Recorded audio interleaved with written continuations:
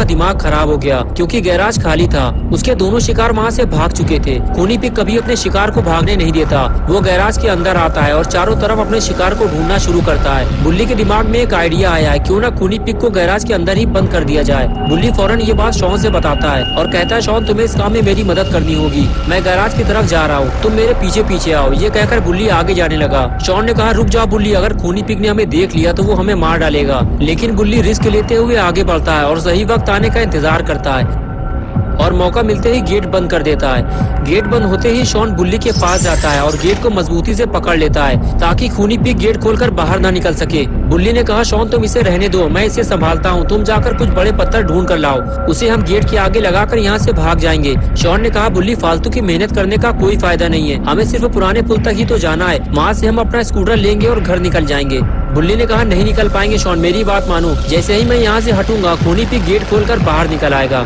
Shawn को बुल्ली की बात ठीक लगी और वो वहाँ से चला गया। आगे बढ़ते हुए शॉन ने देखा कि सामने कुछ छोटे बड़े पत्थर पड़े हुए हैं। शॉन आगे जाकर बड़ा पत्थर उठाने लगता है। तभी बुल्ली शॉन से कहता है, शॉन जल्दी करो, मैं ज्यादा देर तक इसे रोक नहीं पाऊंगा। शॉन जल्दी जल्दी पत्थर लेकर आगे बढ़ता है और गेट के पास ले जाकर उसे रख देता है। बुल्ली कहता है, शॉन जाओ और पत्थर लेकर आओ, सिर्फ एक पत्थर से काम नहीं चलने वाला। शॉन फिर से पत्थर ढूंढने निकल जाता है। कुछ दूर आगे जाने के बाद शॉन को छोटे छोटे पत्थर दिखाई देते हैं, लेकिन शॉन को तो बड़ा पत्थर चाहिए। शॉन और आगे बढ़ता है तो बड़ी मुश्किल से उसे एक और बड़ा पत्थर मिल जाता है। शॉन उसे उठाकर सीधे बुल्ली के पास जाता है और कहता है, बुल्ली ये पत्थर बड़ी मुश्किल से मुझे मिला है, अभी यहाँ और कोई बड़ा पत्थर नहीं है, हमें कुछ और ढूंढना होगा बुल्ली।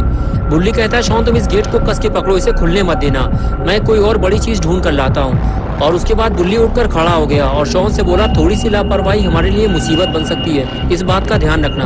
और फिर बुल्ली वहाँ से चला गया। शॉन ने जहाँ से बड़ा पत्थर उठाया था, बुल्ली भी उसी जगह पत्थर लेने जाता है, लेकिन बुल्ली को वहाँ छोटे छोटे पत्थर पड़े हुए मिलते हैं और इतने छोटे पत्थर बुल्ली के किसी काम नहीं आने वाले।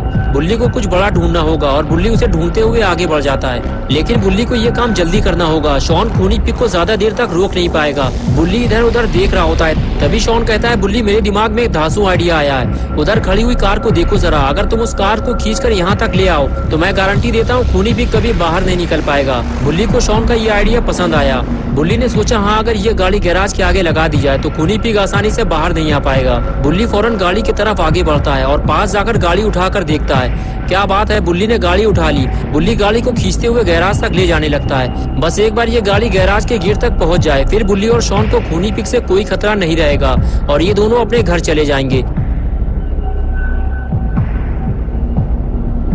लेकिन ये क्या हुआ, गाड़ी फंस गई। बुल्ली गाड़ी खींच नहीं पा रहा। शॉन बोला, रहने दो बुल्ली, तुम्हारे बस की बात नहीं है गाड़ी खींचना।